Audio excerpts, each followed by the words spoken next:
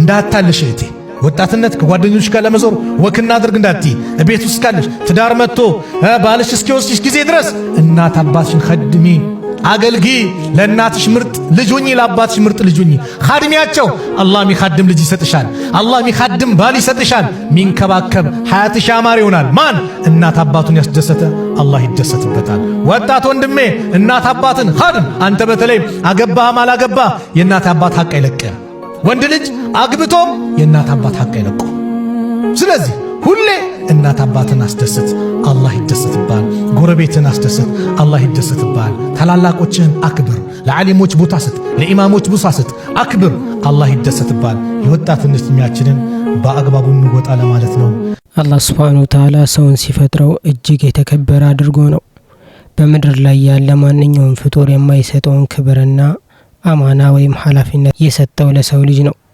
ታዲያ ይህንን የተከበረ ማንነትህን ለሰዎች መቀለጃ ለጊዜያዊ መዝናኛቸው ወይም መሳለቂያቸው አድርገህ አትስጣቸው ከዚህ በኋላ አልመጣም ብሎ እንደውም ተናዶባት ሄደ በቃ አልመጣም ብሎ ማለት ነው እሷ ምንም አልመሰላትም እና السلام عليكم ورحمة الله وبركاته እስኪ ደግሞ ከሴት ሱሐቦች አንድ እንመልከት ኢንሻአላህ ሱሐቢያት عفوا የአነስ ቢን ማሊክ እናት ኡሙ ሱለይም ረዲየላሁ ተዓላ عنها ሙስሊም በጣም የሚገርም ታሪክ አላት በተለይ ከሁለተኛ ባለቤቷ ከአቡ ጦልሃ ጋር የመጀመሪያ ባለቤቷ ኦፍ ኮርስ የማን ነው የአነስ ቢን ማሊክ አባት ከሞተ በኋላ አቡ ጦልሃ በወቅቱ መዲና ውስጥ ኢስላም አልተቀበለም ነበር ኢስላምን ሳይቀበል ከነብዩ ሰለላሁ ዐለይሂ ወሰለም እና ከሶሳይቲው ጋር አብሮ ይኖር ነበር ሙስሊም እናሱ ከበኑ ነጃር የሚባል ጎሳ ስለነበሩ በቃ ከአነስ ቢን ነድር በኋላ ሄዶ ጠየቃት ያው ሊያገባት ማለት ነው እሷ ምን አለች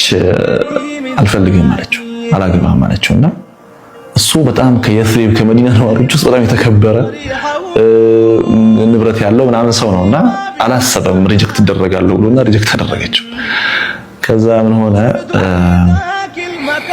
በጣም ስለገረመው ሌላ ጊዜ አክቹአሊ የመጀመሪያው ሪጀክት ያደረገችው አነስ ትንሽ ልጅ ስለነበር ነው በጣም ህፃን ልጅ ስለነበር ማለት ነውና ልጇ እስከሚያድግ ድረስ ተወችው ከዛ ሁለተኛ ሄዶ ጠይቃት ሁለተኛ ሄዶ ሲጠይቃት እንትን በየማን ነው ሪጀክት ተደረጋለ ብሎ አላሰበም ከዛ ምንድነው እንትንሽ ምክንያትሽ ብሎ ጠየቃት ያው እንደምታውቀው እኔ ሙስሊም ነኝ አንተ ደግሞ ሙስሊም አይደለም ሙሽሪክ ነህ አለችው ማለት ነውና ይሄ ነው ሰበቡ ግን አንተ አለችው ተወቹና ይሄ የፍቅር የትዳር ጥያቄውን ተወቹን አንተ የከሊ የሚባል ባሪያ ሀበሻዊ ባሪያ ቀርጾ የሚሰራውን ጣዖት ስታመልክ ትንሽ እንደው አቅልህን ምናምን አለችው እና አሳነፈችበት አሳደረገጠና ከዚህ በኋላ አልመጣም ብሎ እንደውም ተናዶባት ሄደ በቃ አልመጣም ብሎ ማለት ነው እሷ ምንም አልመሰላትም እና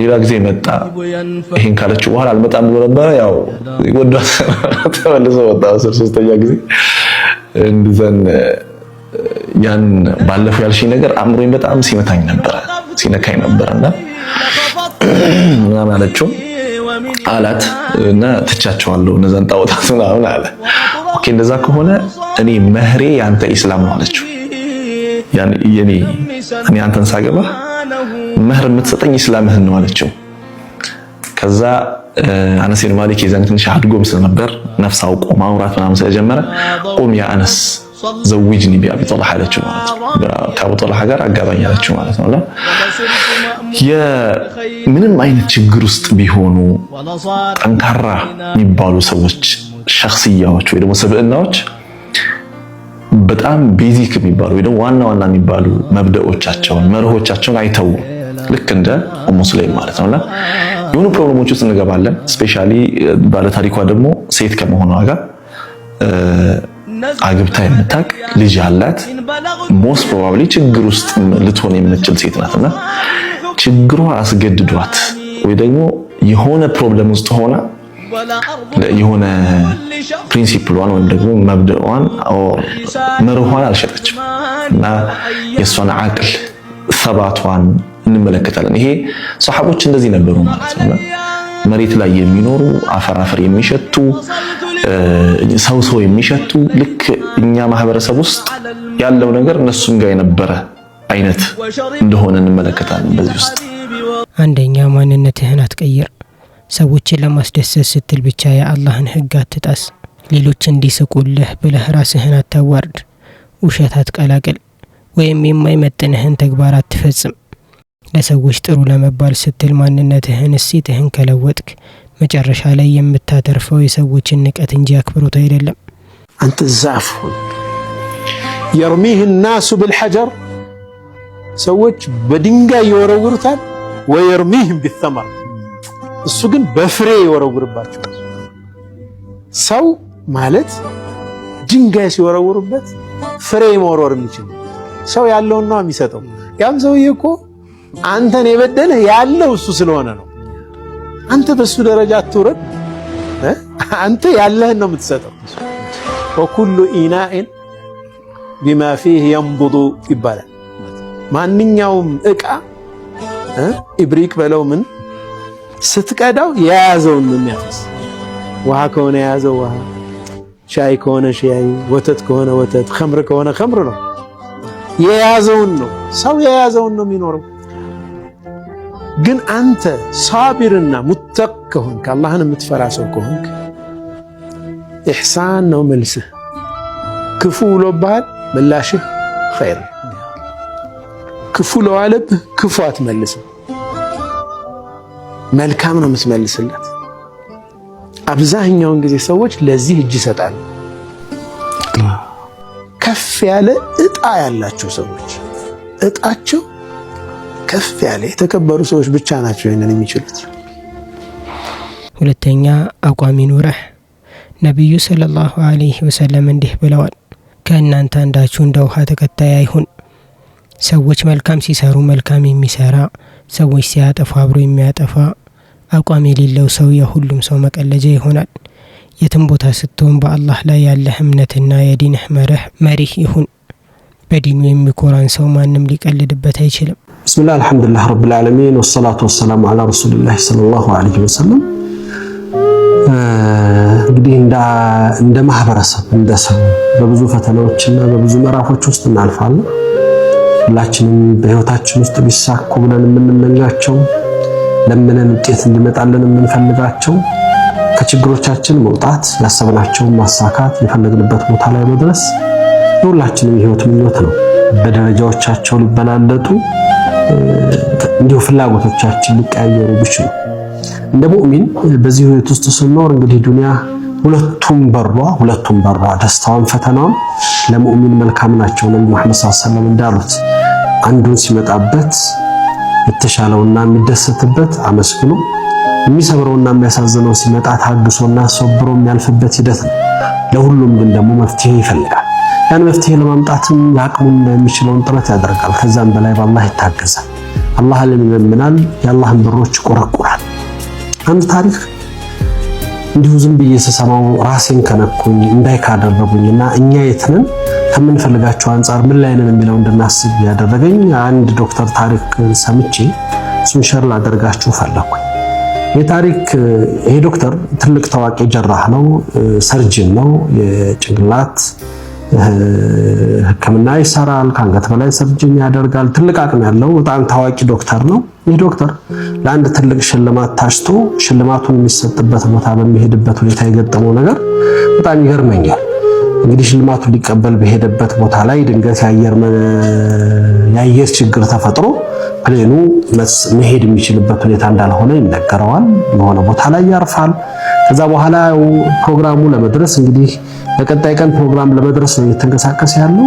አየር ተስተካክሎ ምናልባት ብንሄድ ከ15 ሰዓት በኋላ ይፈጃል ይሉታል።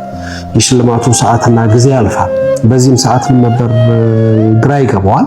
አንድ እዛ ውስጥ ያለ ሰው እሱን ጭንቀት ተመልክቶ የሚሄድበት ፕሮግራም ትልቅ መሆኑን አውቆ አማራጭ እኮ አለ፣ በመኪና ብትሄድ በመኪና 3 ሰዓት መንገድ ነው፣ በ3 ሰዓት ልትደርስ ስለምትችል ለምን የመኪናውን አማራጭ አትጠቀም ይባላል። ጥሩ አማራጭ ነው ብሎ መኪና ተከራይቶ ሲሄድ ያልታሰበ ነገር አሁንም መንገድ ላይ ይመጣል። ከባድ ዝናብ፣ ጥቅጥቅ ያለ ዳመናና ጨለማ ይዘዋል። መሄድ የሚችልበት እድል እየጠበበ እንደመጣ ሲገባው አካባቢው ላይ የሚገኝ አንድ ቤት ውስጥ አንድ ጎጆ ላይ ይገባል። ነገሮቹን ለማስተካከል እንዲሞክር መንገዱ አደጋ ነው። ሁለተኛ ደግሞ እጁ ላይ ያለው ሞባይል ባትሪ እየጨረሰ ነው። ምንም ማድረግ አልቻለም። ባትሪም ቢያገኝ ቻርጁን ቢሞላ እንዲሁም ደግሞ ነገሮቹ አየር ውስጥ እስኪስተካከል ድረስ ትንሽ ጊዜ ቢቆይ በሚል ወስኖ እዛች አካባቢ ላይ ያገኛት ቤት ላይ እርዳታ ፈልጎ ይገባል። እርዳታ ፈልጎ ሲገባ ግን ያገኛት አንዲት ደካማ አሮጊት ሴት አላህን እየለመነች ተቀምጣ ያገኛታል። ይቺ ሴት ቤት ውስጥ ኤሌክትሪክ እንዳለ ወይም ደግሞ ቻርጅ ማድረግ የሚችልበት እድል እንዳለ አንድ ስልክ ለመደወል ስቴቃቱ ላይ እኛ የምታየው ነው ያለንበት አህዋል። መብራትም የለንም፣ ኤሌክትሪክም እንደዚህ እየተጠቀምን አይደለም፣ ችግር ላይ ነን ያለነው። ይልቅ አንተን ልናግዝህ የምንችለው በአንድ ነገር ነው። እንግዲህ ከመንገድ መተሃል፣ የሚጠብቅህ ረጅም መንገድ ይሆናል። ለዛም ይሁን እንደው ካለች ነገር እናካፍልህ፣ የሚበላ ነገር ልንሰጥህ እንችላለን አለችው። ምስኪን እሺ ብሎ ተቀበለ። አላህ ያመጣውን እስኪያስተካክል መንገዱን ለመቀጠል ወስኖ ተቀመጠ። ያችም እናት የሚበላ የሚቀመስ ነገር ሰጡት። ያን የሚቀመስ ነገር እየበላ እናት ግን አንድ መሬት ላይ የተኛ ወይም ደግሞ ማረፊያው ላይ የተኛ ልጅ እጁን ይዛ አላህን ትለምናለች፣ ተስቢህ ታደርጋለች፣ ዱዓ ታደርጋለች። በጣም እንደተጎዳ ገባው። እናቲቱን ምን አላቸው? ይሄ ልጅ በአላህ ልመና ብቻ አይደለም የሚድነው፣ ሰበቡን ስናደርስ ነው። ወደ ሕክምና እንወሰደው፣ እኔም ልርዳዎት ይላቸዋል። ወላሂ የኔም ፍላጎት እሱ ነው፣ ሐኪም ቤት መውሰድ ነው። ግን ልጁ ልጄ ሳይሆን የልጄ ልጅ ነው። አባቱም እናቱም ሟች ናቸው፣ ሐፊዴ ነው። ይህ ልጅ በረጅም ጊዜ ጭንቅላቱ ላይ በደረሰ ጉዳት ሰውነቱ መሄድ አይችልም። አንድ ጀራህ አለ፣ ይሄንን ጭንቅላቱ ኦፕሬሽን ሊያደርግ የሚችል ታዋቂ ሐኪም አለ፣ እሱ ሰው ጋር ቢሄድ ሊድን ይችላል ብለውኝ የሰውየውን ስልክ አንዲት የምታቀኝ ሴት ሰጥታኛለች። ስልኩን ይዣለሁ። አንድ ነገር አላህ እስኪያመጣልኝ እየጠበቅኩ ነው። ይሄን ቤት ሽጬ ለሕክምና የሚሆነውን ወጪ አድርጌ ወደሱ ለመሄድ እየተዘጋጀሁ ነው አሉት። ይሄን ጊዜ እስቲ የያዙት ስልክ ስጡኝና እኔ ሞክርልዎታለሁ ይላቸዋል። እሱን እኔ ወደምሄድበት ቦታ ሲሄድ ሰውየውን ለማግኘት ግን ምንድን ነበር ያሉት? ስልኩን ስሞክር ትናንትናማ አይሰራም፣ ዝግ ነው። እስካሁን ሰዓት ድረስ እየሞከርኩ ነው፣ ስልኩን ካገኘሁበት ሰዓት ድረስ ማግኘት አልቻልኩም። ወረቀቱን ተቀበላቸው፣ ለራሳቸው ጽፈው ኮፒ አስቀርተው ይሄ ነው ስልኩን ካገኘህ ሞክርልኝ ብለው ሲሰጡት እጁ ላይ የገባውን የስልክ ቁጥር ሲመለከቱ የሱ ስልክ ነበር። ይህ ታዋቂ ጀራህ፣ ይህ ታዋቂ የሆነ ሰርጂን ወይም ደግሞ የቀዶ ጥገና ሐኪም ጭንቅላቱን ኦፕሬሽን እንዲያደርግለት የሚለምኑት ሄደው ቤታቸውን ሽጠው ሕክምናውን ለማግኘት የሚለፉት ሰው ይሄ ሰው ነበር። የአላህ ሱብሓነሁ ወተዓላ ሁኔታ በጣም ገረመው። ስልኩ ቁጥሩን ሲያው በእጁ ላይ አስቀምጦም አለቀስ። አየሩን ያጠለው፣ ፕሌኑን ያስተጓጎለው፣ መንገዱን የሰበረው፣ ዳመናውን የዘጋው፣ ጨለማውን ያወረደው የዚች እናት ዱዓ ነበር። አላህ የማይዘጋ በር አለው። ቤቷ ድረስ አምጥቶ ዶክተሩን ያ የምትፈልገው የምትለምነው ሰው ለሷ ሐኪም እንዲሆን አደረገላት። ይህን የሚችል ጌታ ነው፣ ሁሉ ነገር ይለውጣል። እኛንን የደከምነው እኛንን የሰነፍነው ጉዳዮቻችን ለአላህ ከባድ አይደለም፣ በእኛ ከብደውናል፣ አላህ ዘንድ ግን ቀላል ናቸው። አላህ ጋር ያለን ግንኙነት እናስተካከል ነው የምለው። ሶስተኛ የራስህ ክብር ይኖርህ። እውነተኛ ክብር ያለው በአላህ እጅ ነው። አላህ የከለከለህን ነገር በማድረግ የሰዎችን ፍቅር አትፈልግ። ሰዎች ዛሬ ስቀውልህ ነገ ሊንቁህ ይችላሉ። አንተ ግን ለአላህ ብለህ ራስህን ስታከብር አላህ በሰዎች ልብ ውስጥ ክብርህን ያኖረዋል። አላህ ለፈተና ሰዎች ላይ እንዲደርስ ያደረገውን ነገር ምንም መለወጥ ለማይችሉ ለሰው ልጆች መንገር አላህን በሰዎች መክሰስ ነው የሚሆነው። አጥፍቻለሁ ጌታዬ ሆይ ማረኝ፣ ደክሜብሃለሁ አጠንክረኝ፣ መሄጃ ጠፍቶኛል፣ መንገዶችን አንተ አስተካክልልኝ፣ መውጫ አብጅልኝ ልንል ይገባል። አርሐሙ ራሒሚን ነው እሱ፣ አክረሙል አክረሚን። ሰው አንድ ሁለት ሶስቴ ከረዳ በኋላ ፊቱን ያዞራል፣ ፊቱን ያጨፈገጋል፣ በሩን ይዘጋል፣ ያልቅበታል። የሰው ልጅ እዝነቱ ውስን ነው፣ ሀብቱ የተገደበ ነው፣ አቅሙ ውስን። አላህ አቅሙም የተወሰነ አይደለም፣ እዝነቱም ከሰማይ ምድር የሰፋ ነው። በጠየቅነው ቁጥር አላህ ተባረከ ወተዓላ ደስ ይለዋል። ሲጠየቅ ደስ የሚለው አላህ ነው። አላህዬ እኔም እኔ አንተም አንተ አለህ እዝነት የካበተ ባሪያህ ርቆህ ሰነበት።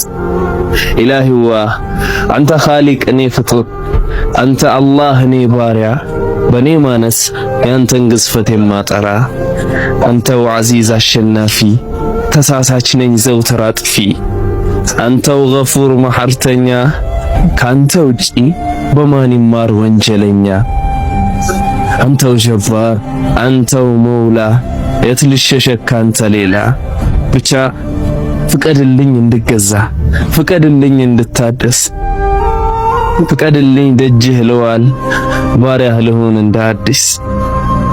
አራተኛ አይሆንም ማለትን ልመድ።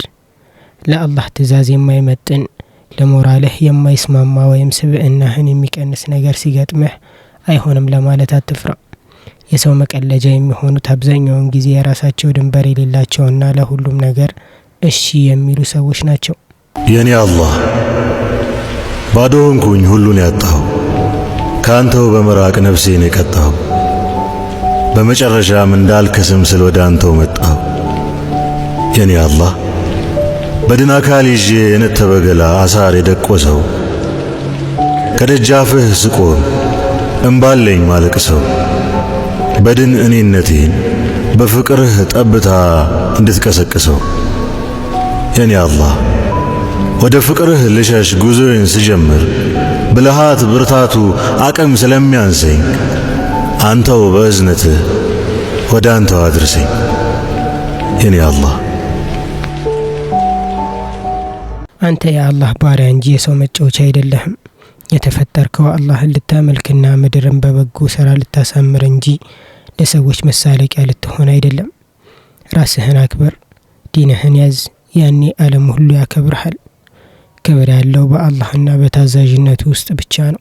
ወደ አላህ እጅግ የቀረበው ባሪያ መልካሙ ሰው ማን ነው ተብለው ተጠየቁ ሰዒድ ብን ጁበይር። እሳቸውም እንዲህ ሲሉ መለሱ፣ ወንጀል የሚሰራ ሰው ነው። ወንጀል ከሰራ በኋላ ወደ አላህ የሚመለስ፣ ያንን ወንጀሉን ሲያስታውስ ልቡ ቅጥል የሚል ወደ አላህም ስብር የሚል ሰው ነው አሉ። ወዳጄ ወንጀልማ ሁላችንም እንሰራለን፣ መጥፋቱንማ ሁላችንም እናጠፋለን። ነፍስያ ያለችብን ሸይጣን የሚጨመርና እንሳሳታለን። ዋናው ቁም ነገር ወደ አላህ ተባረከ ወተዓላ መመለስ ነው። አላህም በሩን ክፍት አድርጓል። ወመን የግፊሩ ዙኑበ ኢለላህ፣ ወንጀልን የሚምር ጥፋትን ይቅር የሚል እንደ አላህ ማን አለ ይላል። ወዳጄ እንደ አላህ ማንም የለም። እንደምናጠፋ የሚያውቀው ጌታ አላህ የተውበትን በር ከፍቶልናል። እንደምንሳሳት የሚያውቀው ጌታ አላህ ወደ እሱ እንድንመለስ መንገድን አድርጎልናል። ወንጀል ከሰራን በኋላ ስበር ብለን ወደ አላህ ተባረከ ወተዓላ እንመለስ። የሚቀበለን ጌታ አላህ አለ። አላህ ይመልሰን፣ አላህ ያስተካክለን። አላህ ሱብሓነሁ ወተዓላ እኔም በተናገርኩት እናንተም በሰማችሁት የምንጠቀም ሰዎች ያድርገን። እዚህ ቻናል ላይ የምንለቃቸው ቪዲዮዎች ከተመቻችሁ የቴሌግራም ኮሚኒቲ እንዲሁም ሁለተኛ ቻናል አለን። የሁለቱንም ሊንክ ኮሜንት ላይ አስቀምጥላችኋለሁ። ገብታችሁ ፎሎ አድርጉ። ለዚህ ቻናልም አዲስ ከሆናችሁ ሰብስክራይብ በማድረግ ቤተሰብ ሆኑ።